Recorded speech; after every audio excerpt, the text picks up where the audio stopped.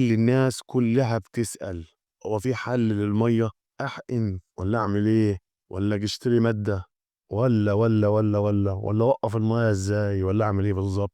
هحكي معاك فيها بالتفصيل ومن الآخر، وإن كنت جربت أي أشياء أخرى سواء من مواد أو خلافه هتفهم وتعرف إن هقولهولك ده هو الكلام اللي هيجيب معاك من النهاية. أنا إمتى السؤال الصح بقى، أنا إمتى أسأل المية ليها حل ولا ملهاش حل؟ لما أكون داخل مباني والمباني دي مباني جنائزية وأنا غلطت غلطة فعملت عليا عائق في المية شوية، فعايز حل مؤقت لإني في سرداب جنائزي متصل وخلاص، والحل المؤقت ده اللي هو ساعة ساعتين. هو ده السؤال، وما تسألش في أي حاجة خلاف كده. يعني إيه؟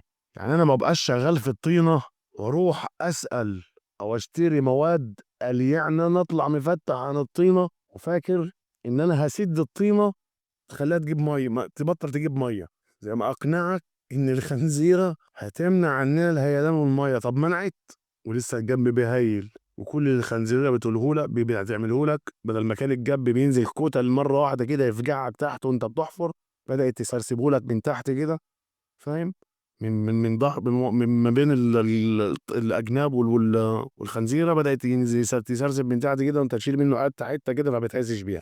بس انت عارف ان اللي بيجيب عليك ان الخنزيره لا منعت هيلان ولا منعت ميت. يعني ايه بقى؟ يعني لو انا راجل دلوقتي جوه سرداب جنايزه وعارف ان السرداب ده خلاص مني لغرفه الدفن مفيش لا محاله، خلاص هو واضح قدامي وشكرا، وإني بس عايز أعالج الموقف اللي أنا فيه لمدة نص ساعة ساعة لا أكتر ولا أقل، فهنا أقول المية ليها حل ولا ملهاش حل؟ 99% و9 من 10 كمان من اللي بيسأل عن إن الموضوع المية ليه حل ولا ملوش حل هو شغال في حاجتين اتنين: يا أرض طينية ورملية وشغال في الطينة أو في الرملة، يا بير مية هو ضرب فيه ففتح عليه المية تاني وشكرا على كده. وفي كلتا الحالتين هو ما عندوش آثار ومضحوك عليه او مستميت على كلمه ان انا عندي اثار بس. فتبدا اول سحبان رجلك لخراب البيوت هو اقناعك ان الخنزيره هتمنع عنك الهيلان والميه. ادي بيت باك وراحوا حصل وعملت وصرفت المية وراحوا والحمد لله، تعال روح للمية التانية.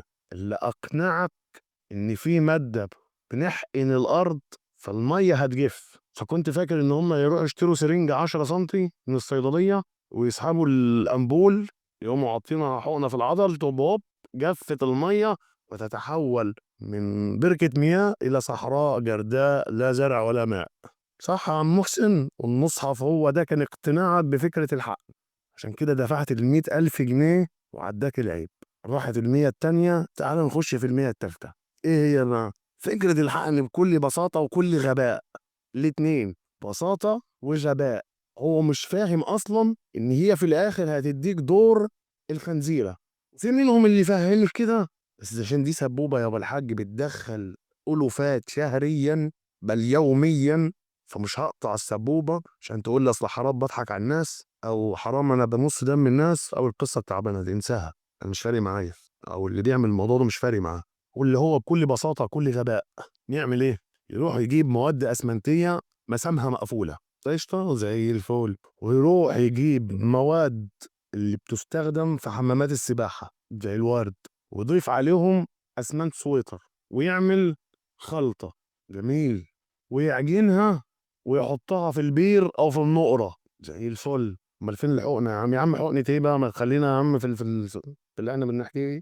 والعضل يا عم ما فيش عضل بقى، هو ده العضل ويستناها تنشف يا مولانا. وبكل غباء ينزلك في الخرسانة اللي انت عملتها دي تكسر في نصها. هي دي فكرة الحل، او بمعنى اصح فكرة الغباء اللي بينصب عليك بيها. فكرة ثالثة يا ابن عمي: غواص. الراجل اللي بيغطس مش الغاطس، الراجل اللي بيغطس. هو ده علاج المية، هو ده علاج المية. انت متأكد يا هو ده؟ وهينزل على السقف يفتح ويطلع هوب هوب بعت. لما عارفين نوصلوا لها واحنا واقفين في الناشف هنعرف نوصلوا لها واحنا غاطسين. انت اقتنعت، انت كعميل اقتنعت واشتريت ودفعت المية التالتة حصل. والمية التالتة كانت عبارة يا ابن عم يعني 1500 كل يوم ليومية الغاطس الغواص. من غير سجاير واكل وشربه، واللي هو كان الاتفاق انت عايز كام متر، انا عايز 3 متر هجيبهم لك في 6 ايام، كل يومين متر. الست ايام دول يا عم الحاج يخشوا في 6 شهور، وكل يوم يختص يجيب لك جردلين. ايه طمني، يقول له انا حسست على المدخل والمدخل تحسس على ايه يا عم، خلينا هنا مدخل ايه اللي انا ومسكت المدخل بايدي والمدخل مسكك بايده وخلاص. بكره هنفتح، بعده هنفتح. هتفتح ايه بالظبط؟ المدخل.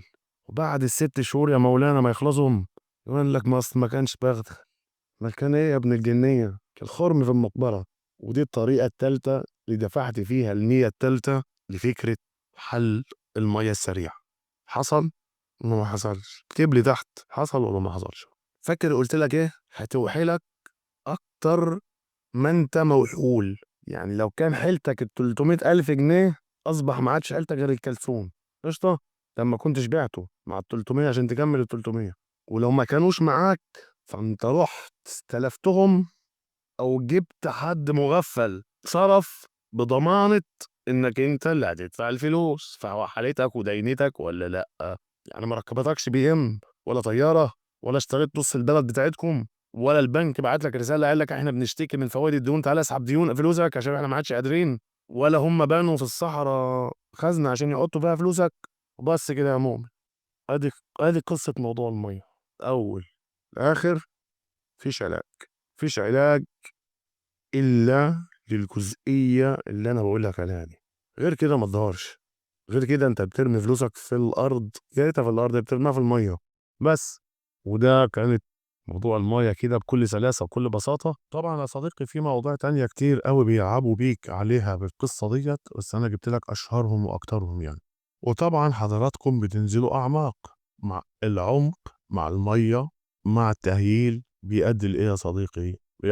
بيؤدي لا قدر الله الى موت حد وهيلان الحفر عليه، وفي الآخر تلبس مصيبة.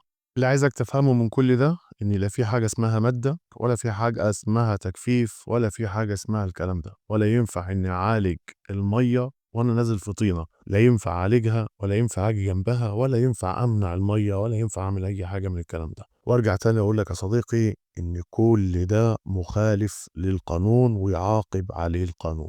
ما تجريش يا ابن عمي ورا الوهم، ما تجريش ورا الكذب. مفيش حاجة اسمها في ميه هنزل حد يغطس او اسحب الميه فطلع الاثار فاعمل فابقى غني فابقى مش عارف ايه. مفيش الكلام ده. كل ده وهم، كل ده كذب، كل ده حيل يتم النصب بيك عليها. لو عجبك الفيديو يا صديقي شيره للناس اللي بتحفر، لعل وعسى يكون كلامي سبب في ان يقف نزيفهم وخراب بيوتهم. انا احمد سفاري، ودي صفحه زي الاشارات ما بتقول. السلام عليكم.